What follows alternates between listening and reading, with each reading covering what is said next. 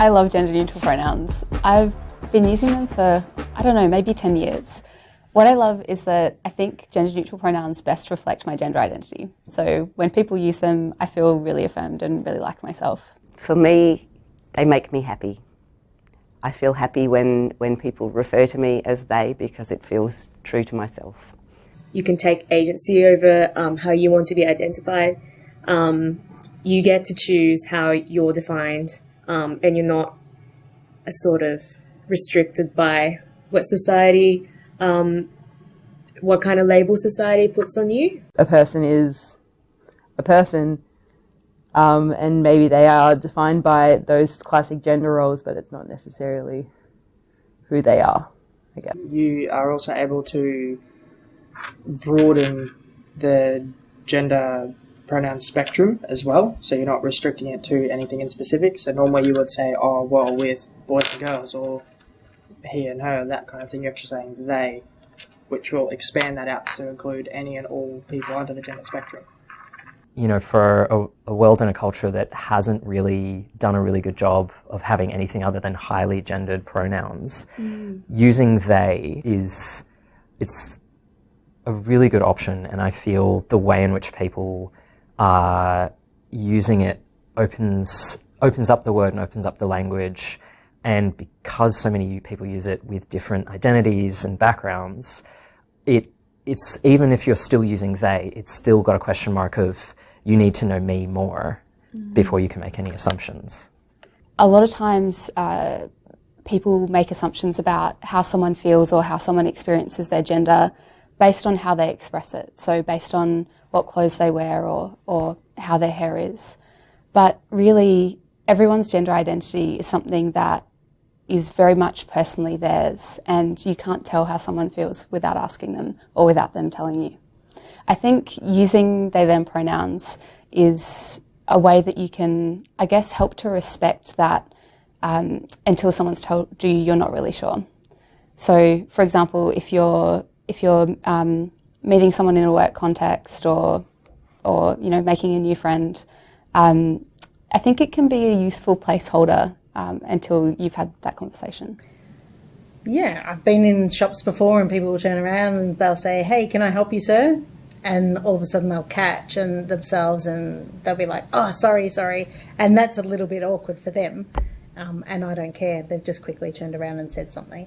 So I think if people learn to use the other pronouns, they'll just not make as many mistakes and avoid awkward situations. It gives people like that an opportunity to self-define and to articulate how they want to be referred to, and make space so that their pronouns are legitimate and respected. I am very inspired by my teenage daughter, who, when she sees somebody wearing fabulous clothes on the street, says, "Oh, I like their outfit." And I think this allows us to imagine gender without such restrictive binaries. We don't have assumptions about what looks good masculine or what is masculine behaviour or what a woman should behave like. It takes away a lot of those injunctions to behave or act, perform gender in a particular way. Giving license to whomever you're talking about, if they're there in person, to let them tell you if they have a preferred set of pronouns. I use he, him pronouns now, but that's not the pronouns that I've used my whole life. When I got to university, that I met other people and I had that moment of realizing that there were other options. My identity, which was so important and is still important, to have that seen and reflected made me feel like I was home, like there was a spot for me, and that the people around me really cared and wanted to see me, not what they thought of me. I think we can all benefit from using gender-neutral pronouns. I think the space to imagine yourself without the constrictions of either masculinity or femininity are huge. And for children in particular, the potential to grow and be rich and complex people who are different selves on different days is also one of the things I like about they as as a kind of, there's a playfulness with a plural there that I think is truer to our identities and our lived everyday lives. That child that's sitting on the bed wondering, and possibly at times suicidal and not coping with those thoughts, that's where it benefits, because it actually gives them an ability to be themselves and really gives them that time to look at themselves of what they want to be, who they're choosing to be, who they're choosing to identify, and what label they want to put out to society for society to label them. Sometimes when you're thinking of a particular individual and you do have an association, perhaps through their gendered name, of what their pronoun might be, and when you use they, you call yourself back from making those assumptions, and I think that's very powerful. It's really good for our brains too, to, you know, reprogram some neural pathways. It's a win for everybody. It's hugely empowering for the people who identify as gender neutral or non-binary, but it is also inclusive of the people who do identify as men or women. It's inclusive of everyone. It doesn't leave anyone out. A, you're not making assumptions about anyone's gender. B, you're making a lot more people comfortable with your language by not going he or she or just assuming based on looks, because you never know what someone's gender identity is going to be based on how they look. For some people, when they first hear they, them pronouns, they're a bit unsure of the grammar.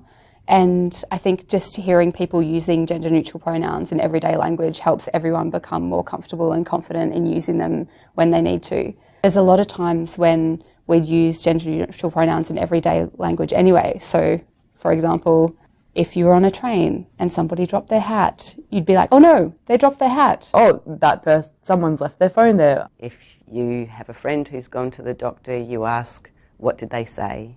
You have a student in a classroom, you might be talking about how they behave. A lot of us are pretty practiced at it anyway, and I think having an additional opportunity to really make space for people to practice and a safe space for people to learn is really important. So a lot of people will want to try and build their confidence and try it out a bit more often, and so I think this is a great opportunity to do that. We use they as a singular all the time, so grammatically there's nothing incorrect about using they for singular. In Australia with English, we can actually unlearn some of our poor behaviour and learn a new way of doing this.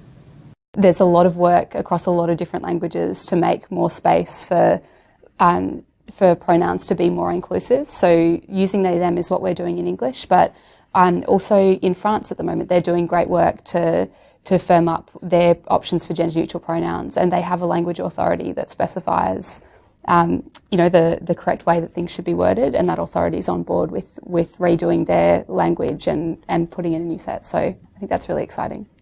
The use of singular they, them has been used so often since Shakespeare, since in Oscar Wilde books. Like, why are people so stuck in one form of grammar when they're still willing to introduce new words to their vocabulary? Like, why is a change different when something new is...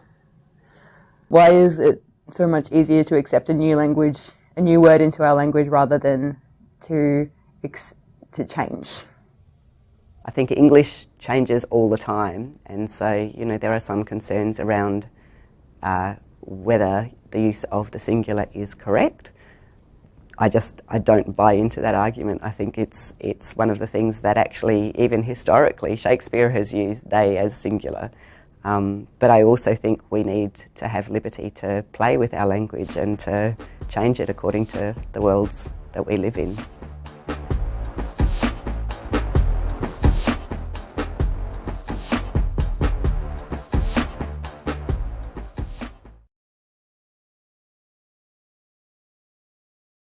If you write anything on your computer, you need to get Grammarly. I write pretty much